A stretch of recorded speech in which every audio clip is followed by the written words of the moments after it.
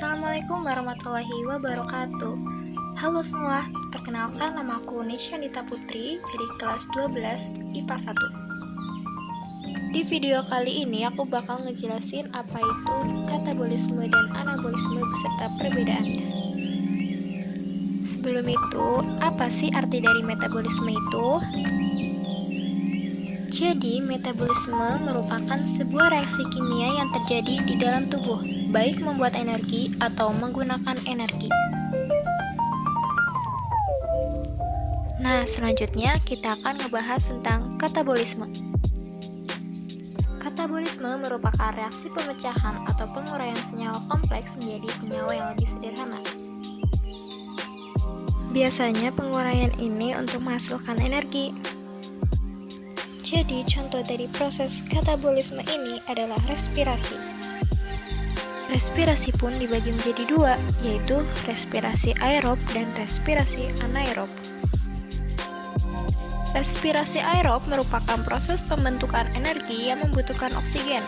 Adapun tahapan respirasi aerob yaitu glikolisis, dekarboksilasi oksidatif, siklus Krebs, dan juga transfer elektron.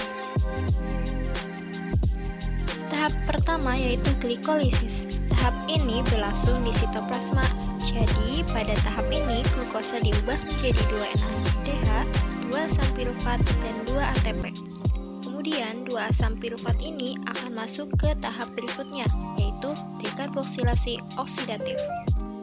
Tahap ini berlangsung di matriks mitokondria. 2 asam pirufat ini akan diubah menjadi 2-NADH, 2 asetil CoA, dan 2 CO2. Pada siklus Krebs ini terjadi pada matriks mitokondria. 2 asetil CoA ini akan diubah menjadi 6 NADH, 2 FADH2, 4 CO2, dan 2 ATP. Kemudian pada transfer elektron dibentuk 6H2O dan juga NADH dan FADH2 dari tahapan sebelumnya dioksidasi. Setiap satu NADH menghasilkan 3 ATP dan satu FADH2 menghasilkan 2 ATP. Karena total dari NADH dalam ketiga proses glikolisis, dekarboksilasi oksidatif, dan juga siklus Krebs itu totalnya ada 10, maka 10 ini kita kali 3 sehingga menghasilkan 30 ATP. Total jumlah FADH2 itu sebanyak 2, kemudian ini kita kali 2 dan menghasilkan 4 ATP. Jadi ada total 34 ATP hasil dari oksidasi NADH dan FADH2. Untuk total ATP dari respirasi aerob ini berjumlah sebanyak 38 ATP. Nah, kita ketahui pada proses respirasi aerob itu reaksinya C6H12O6 ditambah 6O2 menghasilkan 6CO2 ditambah 6H2O ditambah dengan energi. Energi ini merupakan ATP. 6CO2 ini didapat dari proses dekarboksilasi oksidatif dan juga pada siklus Krebs. Untuk 6H2O ini didapat dari transfer elektron.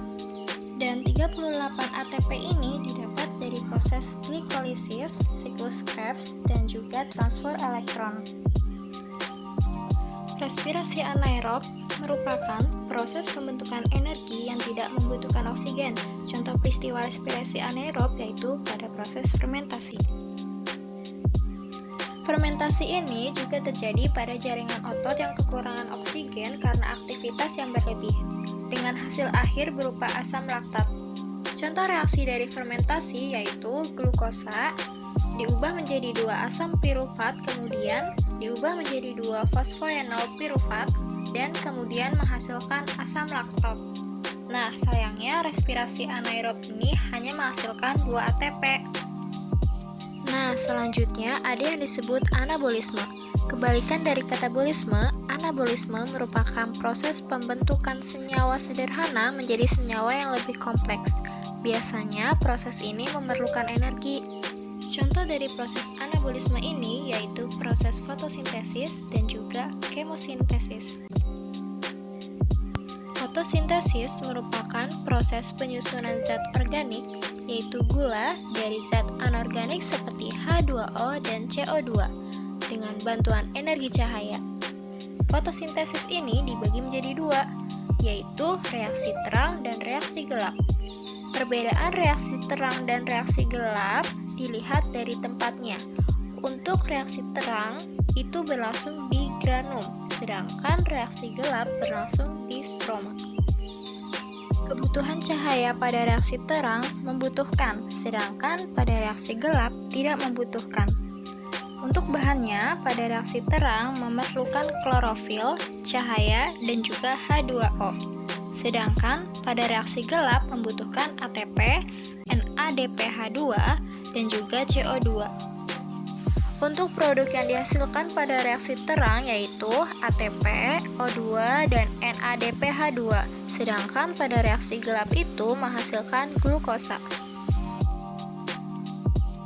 Kemosintesis merupakan proses pembentukan karbohidrat menggunakan energi kimia.